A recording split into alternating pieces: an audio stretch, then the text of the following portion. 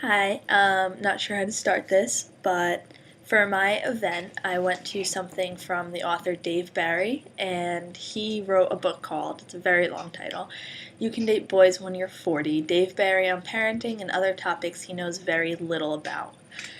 So three things that I noticed there that we talked about a lot in class were his audience, the marketing techniques that he used with his audience and with the title of the book, and also his platform that got him the book. So when I went in there, there were about 50 to 75 people, and they were all older. There weren't a lot of young.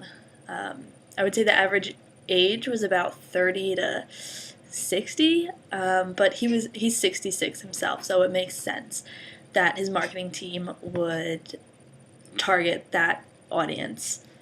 He had a lot of jokes that appealed to older audiences, which I get. He got a burst of laughter. Some things that I didn't think were very funny, maybe just because I didn't get it, but that means that his marketing team did their job in targeting the audience that went there and bought all his books. He mentioned that he wanted to title his book, Dave Barry, You Probably Thought He Was Dead. And his marketing people said, no, that's not going to work. Which is interesting. I thought that was a pretty funny title. But his new title, the title he has now, You Can Date Boys When You're 40, Dave Barry on Parenting and Other Topics He Knows Very Little About. It gives you that sense of comedy, the humor that you're going to find in the book, and also it mentions parenting, again targeting that audience of people who might have kids and enjoy this book, even though when he was talking about the book it had very little to do with parenting. But it's all about the title, what's going to get you to open the book initially.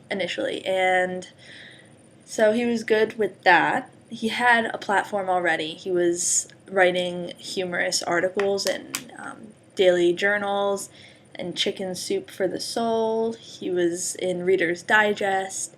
He even had, at that point, that platform he had as a journalist gave him enough to have a first book and a second book written.